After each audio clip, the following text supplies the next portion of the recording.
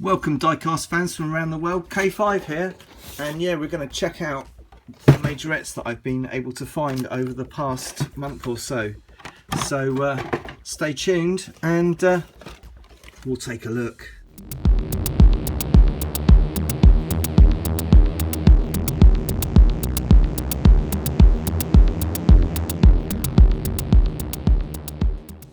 Well, these multi-packs are now on special in Tesco's. You've got to, I managed to pick up a few more extras, £11 a pop, worth 14. So, but that special offer's ending pretty soon. It's probably going to be ended by the time this video comes out. We got here a lovely 3-pack. It's called the SOS 3-pack. Let's have a look inside. Right, comes with a it's like a Yugon ambulance, a Renault. Interesting. Be nice to compare that to the Matchbox at some point. A Renault Master. Wow, this is nice. This is a very heavy piece of kit actually. No opening features on there. Nice little light bar on the top, and it's got some rather cool lights up the front there. Liking it. Oh, and suspension. Very, very cool. Let's get down a bit, shall we, and have a look at that. There we go. Yeah, look, rolls nicely. So for all you ambulance people out there, very cool piece. Yeah, let's have a good look around this MAN fire truck from the fire brigade. It says 909 on the side there. Any clues as to who calls 909? Maybe it's a French number or a German number. On the base there, I have the MAN TGS, made in Thailand, as all majorettes are nowadays, which is cool. Wow. Good set of wheels on the back there. So it's actually a really startling piece. Great pivoting ladder holder, for want for a better word, and the extending boom. That's great. That's so cool. Great for rescuing damsels in distress and little doggies. Here's an interesting feature though. When you put your bucket down, you can't see the lights. Great though, still works for me. I really like that.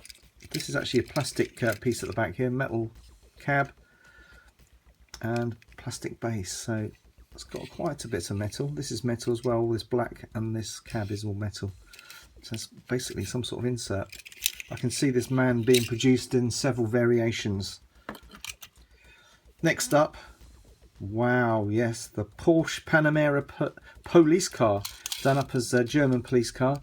Got good suspension, opening feature there. You can see the driver's seat down the back there and a passenger seat up the front. Let's have a look at this side. Oh, this is a stiff door, but it does open. Persistence pays. Oh, look at that lovely headlamp detail there, and some good extra decaling around the front there to emphasize the grills at the front. Very nice piece. Of course, this is the estate super sports estate car. Fantastic Porsche Panamera. What a piece, and nicely in 164 too. Well, that'll be good to compare. I do believe I have a normal version of this car in my collection, made by Majorette. Oh, one day we'll have to get it out and have a look. A more closer look at some of that detail. Great light bar too. Look at that. Beautiful. Bit of a blemish on the windscreen there. Looks like that's actually inside the casting. Very cool. We're going to check out this old lorry with the boat on the back. Really looking forward to seeing this one.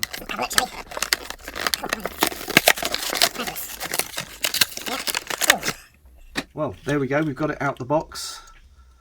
And isn't she a beast? Now this trailer is made out of metal, which is great. Sitting on some lovely, well, they're not real dualies, but I should imagine they should be dualies. Dualies on the back there. Oh, she looks great.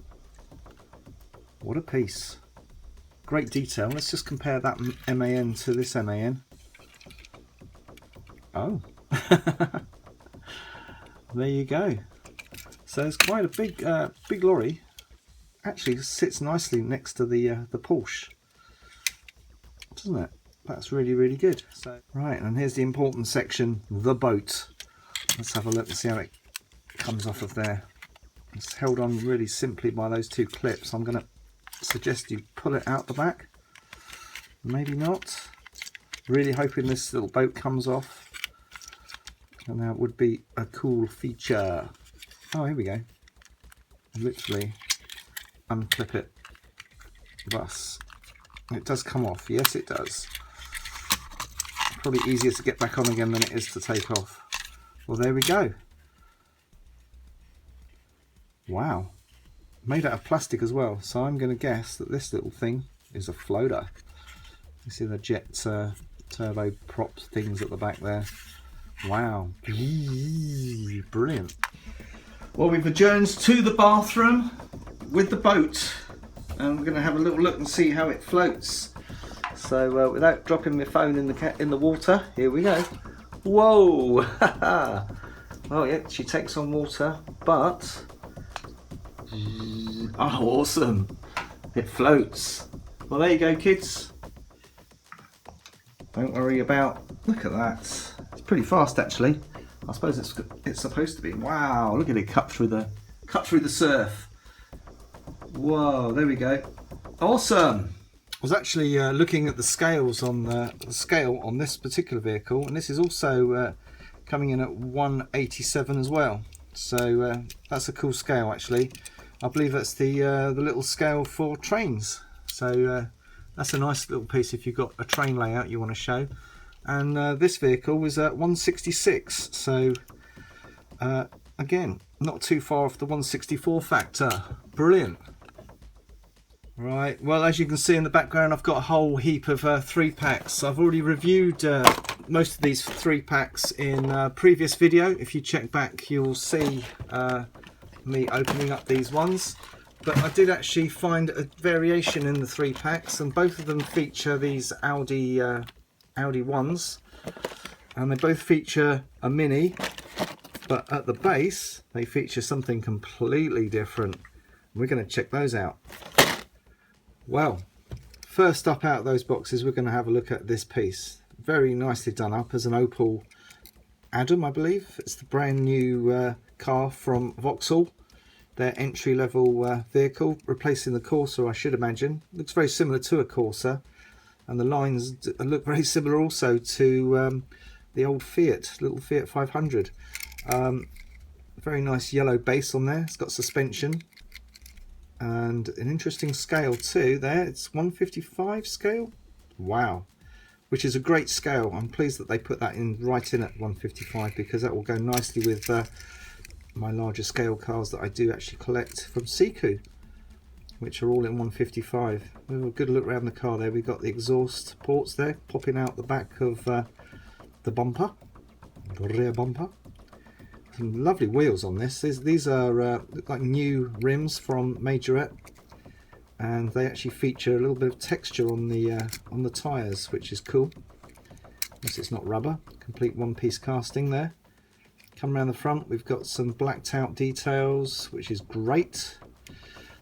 Heading up the body, this one actually features an interior. Well done, Majorette. Thank you. No opening parts though. But I do like to have an interior, you know. It's just a focus, isn't it? A focal point. I mean, I'm not complaining with the non-interiors. I just like an interior. Well, there we go, and that's the Opel Adam. What a piece! Very pleased to get that. Okay, let's check out this Renault Alpine. And this is the new Alpine. Well, new enough. It's probably quite old now. I think this came out, what, in 2015 or thereabouts. Let's have a look around the base quickly. Getting little clues there. The Renault A110-50 in 163 scale. So yeah, it's not too far off on the scale factor. Majorette obviously famous for using the 3-inch rule. So you'll get all kind of scales coming up. A bit like Matchbox for that one, which is cool. This is what we expect. We collect 3-inch cars, so you'll find all sorts of good stuff and interesting scales. So I'm having a good look around this one. So great tampoing up the front there. They've included the black where it should be, which is fantastic. A little homage there to the original Renault Alpine. If you're not familiar with that car, you need to go and have a look online. Absolute beauty. But it was a rally car in the day. Won lots and lots of rallies. Very fast. Set the standard for rally racing, and it's great to see they brought back the Alpine name and also blessed it on such a beautiful creature. This thing just looks like it's going to win a race, doesn't it? It's absolutely magnificent. An interesting feature on this car, it doesn't seem to have an interior, but then again I could be wrong. There is an opacity to the rear screening there, the engine bay, but can't really see an awful lot inside there. If we go around the back there, it features tampos for the rear. I was going to say that those are rear lights, but they may well just be the orange decals for this fantastic orange and blue paint scheme here for the Renault car. One of my favourite paint schemes, actually. Interesting inverted 4 on the side, very interesting. And what does that say on the top there? That's the name of the car, the A11050 Alpine. Fantastic. What's this things at the front here? Goodness knows, but they look very scary. Looks like a tiger refueling point. I should imagine this car will be used at some point as a racing car, and I expect to see it out there on the tracks if it's not out there already. Can't wait to see it kicking up some dirt. What a beauty.